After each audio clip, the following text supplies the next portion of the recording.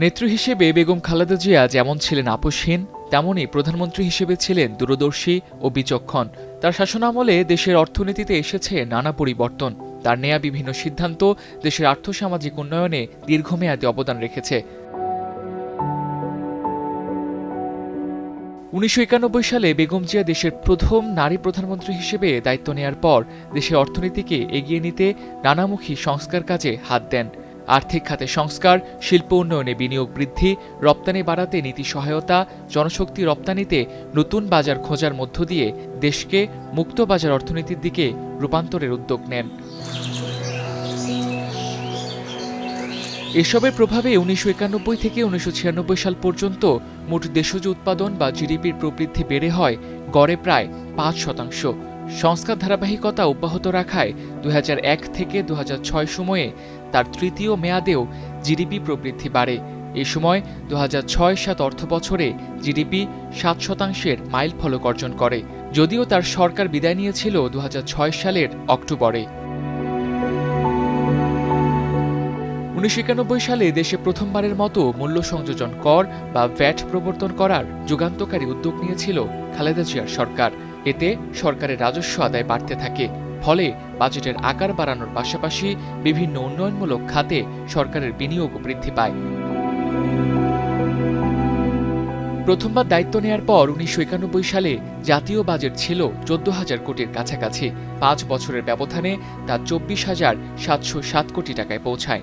তৃতীয় মেয়াদে ২০০২-৩ অর্থবছরের বাজেট ছিল প্রায় ৪৫,০০০ কোটি টাকা, যা ২০০৬-৭ অর্থবছরে বেড়ে দাঁড়ায় ৬৯,৭৪০ কোটি টাকা। দেশের অর্থনীতির অন্যতম প্রধান ভিত্তি তৈরি পোশাক খাতের অগ্রযাত্রা হয়েছিল খালেদা জিয়ার সময়েই। Back to back LC, bond সুবিধা চালু, কর্পোরেট কর কমানো, নগদ প্রণোদনা দেয়া, ইপিজেড তৈরি সহ বিভিন্ন নীতিগত সহায়তায় এগিয়ে যায় দেশের তৈরি পোশাক খাত। এর প্রভাবে ১৯৯১-৯২ অর্থবছরের প্রায় $২ বিলিয়ন রপ্তানি ১৯৯৫-৯৬ অর্থবছরে বেড়ে হয় $৩.৮৫ বিলিয়ন। তৃতীয় মেয়াদের প্রথম অর্থবছরে প্রায় $৬ বিলিয়ন রপ্তানি আয় শেষ অর্থবছরে বেড়ে হয় $১২ বিলিয়ন বেশি। গার্মেন্টস খাতকে কেন্দ্র করে খালেদা জিয়ার সময় বাংলাদেশের শিল্প খাতের অগ্রগতি শুরু হয়। এর ফলে দেশি বিদেশি বিনিয়োগ বাড়তে থাকে। তার প্রথম মেয়াদে গঠিত হয় বিনিয়োগ উন্নয়ন বোর্ড।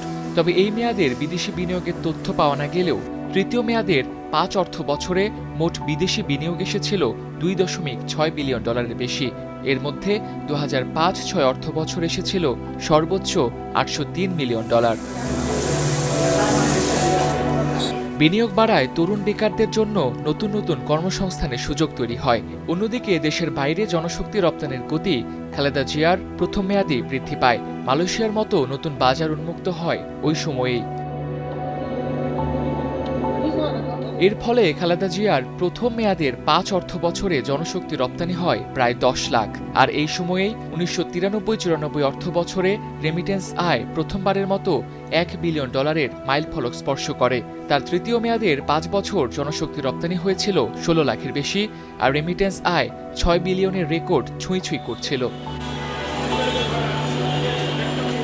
আপোষী নেত্রীর হাত ধরে অর্থনীতির যে অগ্রযাত্রা, তার উপর ভিত্তি করেই বাংলাদেশ মধ্যমায়ের দেশে পরিণত হয়। এখন স্বল্পোন্নত দেশের তালিকা থেকে উন্নয়নশীল দেশের কাতারে উন্নীত হওয়ার পথে।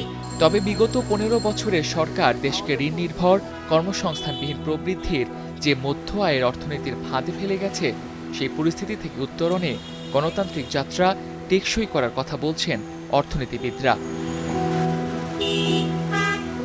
Tamsid Ahmed, Star news.